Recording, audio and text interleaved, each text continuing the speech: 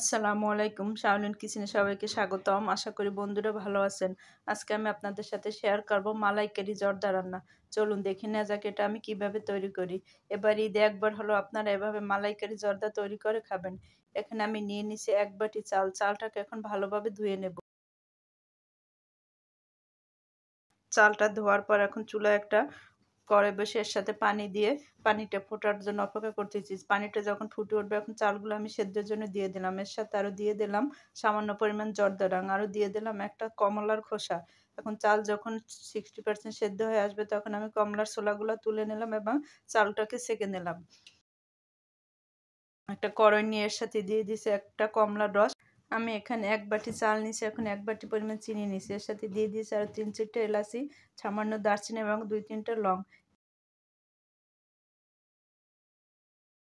এর সাথে আরো দিয়ে দেব 2 টেবিল চামচ ঘি। এখন নেড়েচেড়ে এগুলোকে একটু মিক্সড করে নেব। নেড়েচেড়ে মিক্সড করে বলক তুলে নিলাম। যখন বলক উঠে আসলো তখন দিয়ে দিলাম স্বাদ মতো লবণ। স্বাদ মতো লবণ দিয়ে আমি যে চালটা সেদ্ধ করে রেখেছি সেই চালটা দিয়ে দিলাম।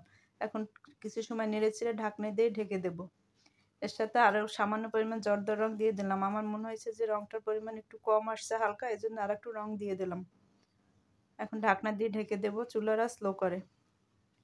চুলার আঁচ স্লো করে 5 মিনিট পর এখন ঢাকনা খুলে নেড়েচেড়ে নিলাম। এর সাথে এখানে দিয়ে দিলাম ড্রাই ফ্রুট। এখানে কিশমিশ, কাজু বাদাম, কাঠবাদাম এবং মোরব্বা। এখন এই ড্রাই ফ্রুটসগুলো দিয়েও আমি একটু নেড়েচেড়ে নিলাম। নেড়েচেড়ে ঢাকনা দিয়ে ঢেকে এখন দমে রেখে দেবো 10 মিনিট। পাশের চুলায় একটা সসপ্যান বেশি, এর সাথে আমি দিয়ে দিচ্ছি 1/2 লিটার লিকুইড দুধ জাল করে আমি 250 গ্রাম করে নিছি। এর সাথে এখন দিয়ে দিলাম আরও 4 টেবিল চামচ গুঁড়া দুধ।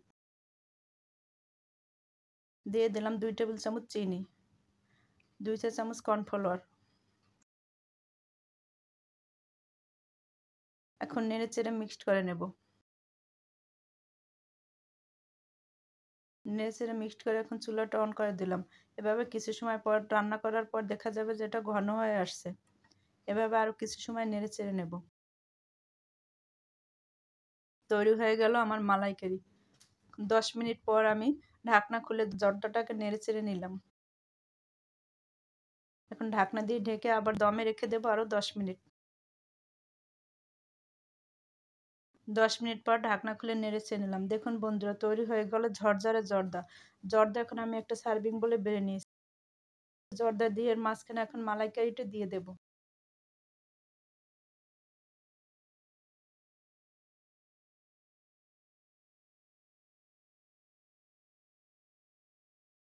এখন বাকি জর্দাগুলোকেও আমি সার্ভিং বলে দিয়ে দেব। সব জর্দা দিয়ে আমি উপরে মালাইকারি দিয়ে দিলাম। এখন বেবি স্যুট দিয়ে আমি জর্দাটাকে ডেকোরেশন করে নিলাম।